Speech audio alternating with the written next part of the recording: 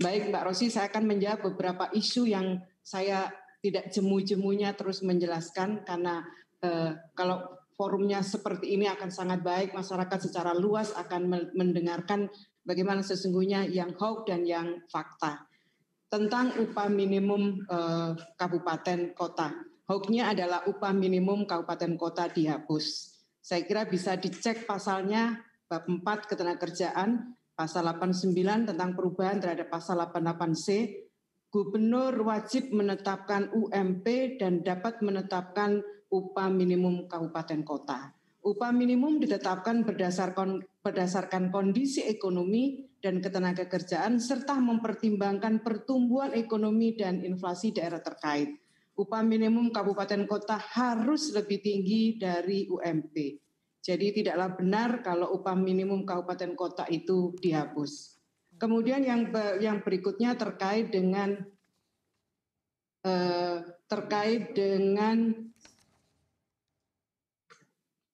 pengurangan nilai pesangon dari 32 kali menjadi 25 kali. Saya kira ini isu yang paling banyak di masyarakat. Yang perlu kami sampaikan terkait dengan pesangon adalah pemerintah ingin memastikan, prinsipnya dulu ya Mbak Rosi, saya ingin sampaikan, pemerintah memastikan bahwa pesangon betul-betul menjadi hak dan dapat diterima oleh pekerja atau buruh. Jadi ini yang selama ini menjadi isu sebenarnya. Di atas kertas memang jumlahnya sangat besar, tapi sesungguhnya yang ada adalah pesangon itu tidak diterima oleh pekerja atau buruh dengan berbagai alasan. Oleh karena itu prinsip yang diatur di undang-undang ini adalah memastikan bahwa pesangon betul-betul menjadi hak dan dapat diterima oleh pekerja atau buruh. Dalam hal terjadi pemutusan hubungan kerja di pasal 156, dalam hal terjadi pemutusan hubungan kerja, pengusaha wajib membayar uang pesangon dan atau uang penghargaan masa kerja dan atau penggantian hak yang seharusnya diterima. Kemudian ini yang baru yang tidak kita kenal dalam Undang-Undang 13 2003, adanya satu jaminan kehilangan pekerjaan. Ya, jaminan kehilangan pekerjaan. Jadi jaminan kehilangan pekerjaan ini adalah skema baru yang terkait dengan jaminan sosial ketenagakerjaan yang tidak mengurangi manfaat dari berbagai jaminan sosial yang lainnya seperti JKK, JKM, JHT, dan jaminan pensiun. JKP tidak menambah beban bagi pekerja atau buruh. Jadi program DKB selain manfaatnya itu adalah cash benefit, ada cash money, kemudian ada akses informasi pasar kerja dan ada pelatihan kerja. Jadi yang harus kita persiapkan ketika pekerja itu mengalami PHK, maka yang dibutuhkan oleh pekerja yang mengalami PHK itu adalah dia punya sangu, punya bekal untuk dia mencari mendapatkan pekerjaan baru. Dan itu di dalam bentuk cash benefit, cash money yang harus diberikan di luar yang pesangon yang ada menjadi kewajiban dari pengusaha. Ya. Dan yang dibutuhkan ketika seseorang mengalami PHK, maka dia membutuhkan pekerjaan baru yang bisa saja karena kondisi tertentu keahliannya, kompetensinya tidak dimiliki oleh pekerja itu. Maka pemerintah hadir dengan memberikan vokasi, pelatihan vokasi. Dan yang paling penting ketika orang itu di PHK, maka dia harus dengan mudah mendapatkan akses pasar kerja yang terbuka, yang bisa diakses oleh para pekerja. Baik. Maka manfaat dari JKP ini adalah adanya akses atau informasi pasar kerja. Jadi kalau kelihatannya memang tadi 32. Ada pengurangan di situ Bu, itu yang dilihat dari 32 kali gaji, lalu kemudian cuma 25 kali gaji kalau di PHK. Itu betul Mbak Rosi, kalau dilihat kali-kaliannya seperti itu. Tapi lihatlah sebenarnya pentingnya mendapatkan vokasi, karena dengan vokasi, dengan keterampilan, kompetensi baru, maka dia diharapkan bisa mengakses pekerjaan dengan mudah. Dan ini itu kan juga sebenarnya ada nilainya pelatihan vokasi itu. Di samping kalau cash money itu kebutuhannya adalah dia punya sangu, punya bekal ketika dia punya bekal untuk dirinya dan keluarganya. Tapi yang paling penting sesungguhnya adalah kompetensi yang dibutuhkan ketika dia ingin mendapatkan pekerjaan baru. Dan yang paling penting sebenarnya akses keterbukaan atau ada pasar kerja yang disiapkan oleh pemerintah.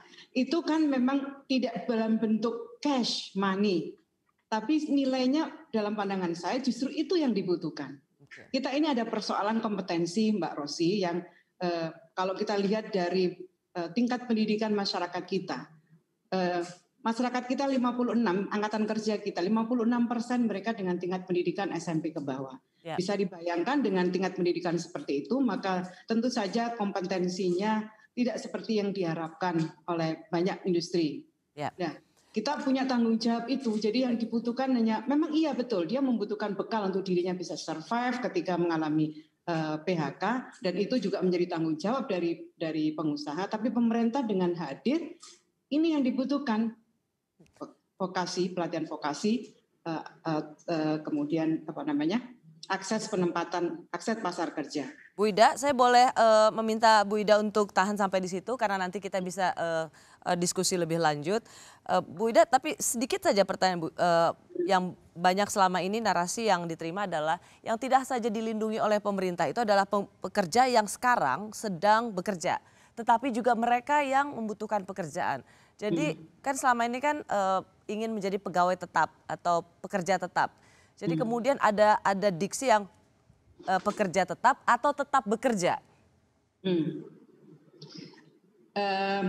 Saya kira begini, Pak Rosi. Pekerjaan itu ada pekerja